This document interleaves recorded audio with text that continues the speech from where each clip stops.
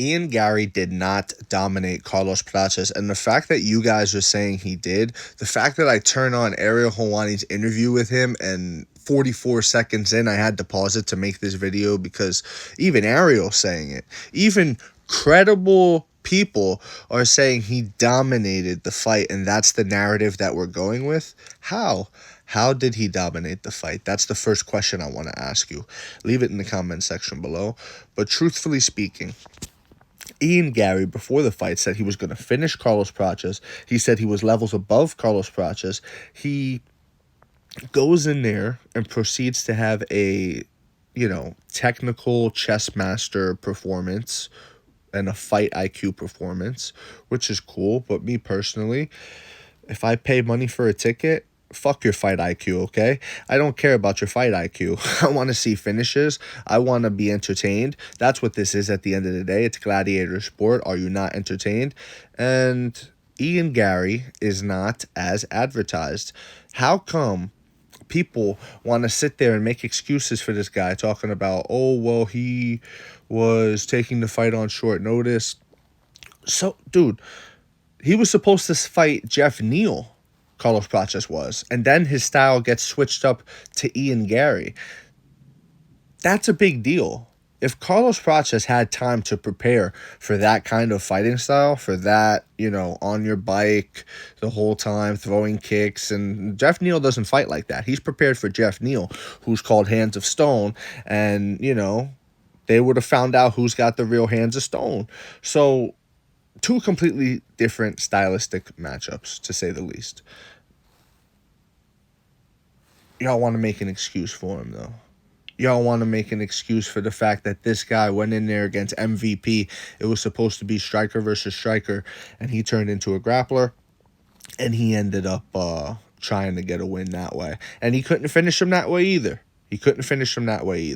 Ian Garry is not as advertised, and that's important, right? If anybody's going to buy into a product, since people want to start talking about, oh, marketing.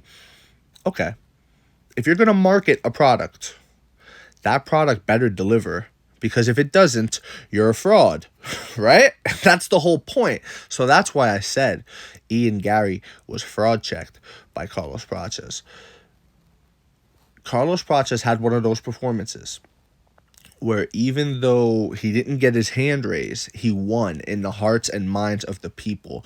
Not the biased Ian Garry fanboys, which I didn't even know there were, because this guy's like crazy unlikable, you know what I mean? This guy makes it hard for you to like him, even in the moments where it's supposed to be a layup. Like, this is a layup moment PR-wise, and you're still just so insufferable. I've always said he comes off more like Ronda Rousey than he does Conor McGregor.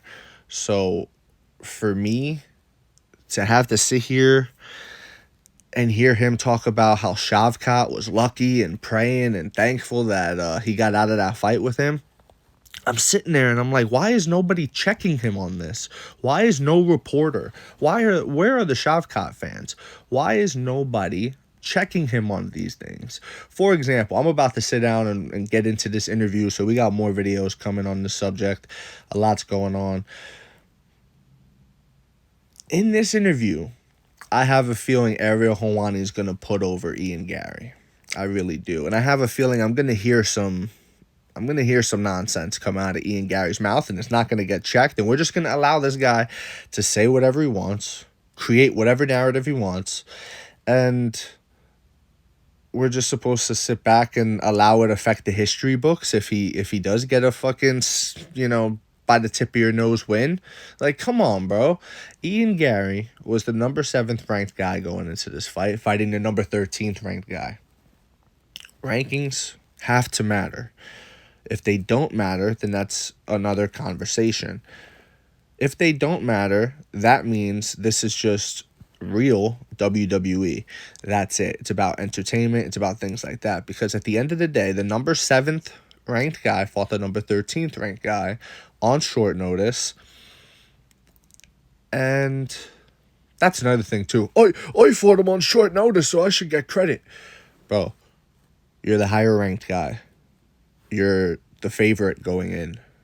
What are we talking about here? You're supposed to be the guy. Like, you weren't an underdog, bro. You were literally saying, I'm levels above this guy. I'm gonna finish him.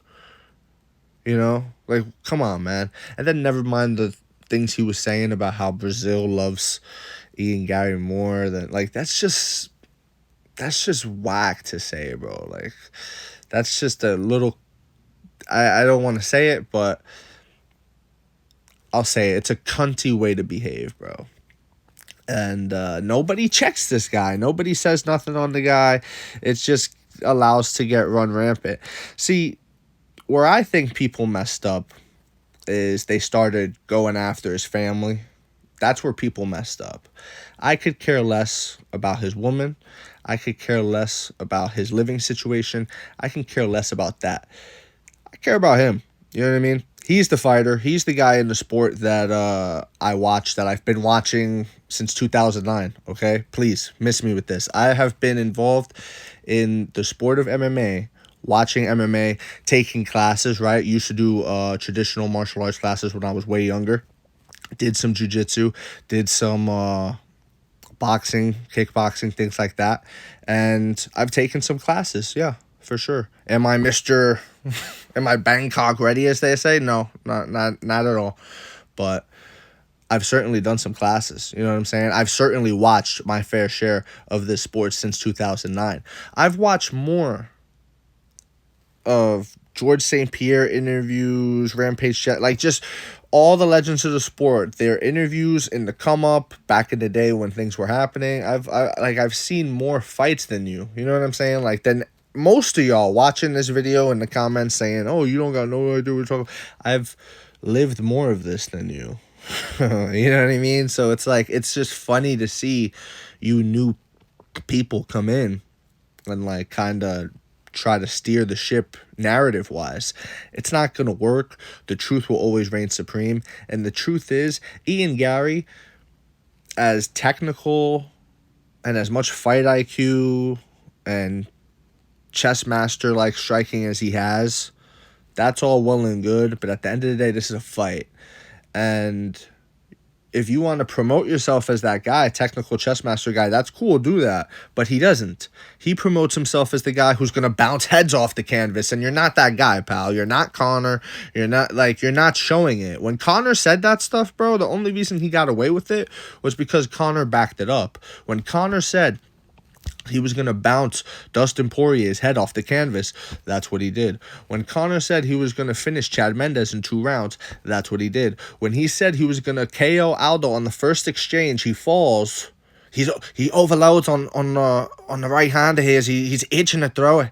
But when he does, I will not be there. You know what I mean? Like, and then he does it. And Robert Black is reading it back to him. Like, the reason why Conor worked was because Conor would say something and it would happen. Ian, on the other hand, I'm going to bounce his head off the canvas. That's all I see when I envision it.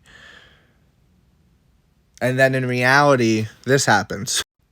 What are we talking about? You know what I mean? This is false advertisement.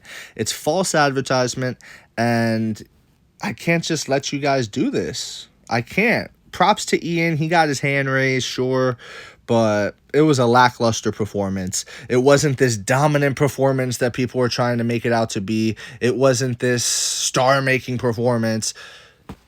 It was a bad performance considering everything, considering the expectations that he set out, saying he would finish Prates by the 3rd round, saying that he was levels above Prates. Meanwhile, you know, both guys fought for 25 minutes, and there's not one image of Carlos Prates like this. You get what I'm saying? So who really got dominated here? Who really was thanking their lucky stars that the bell rang? You know, let's be for real. So that's it on this one. And stay tuned, okay? I'm about to dig into this Ariel Helwani, Ian Garry interview that was dropped 15 hours ago. And, yeah, follow for more of the whole thing.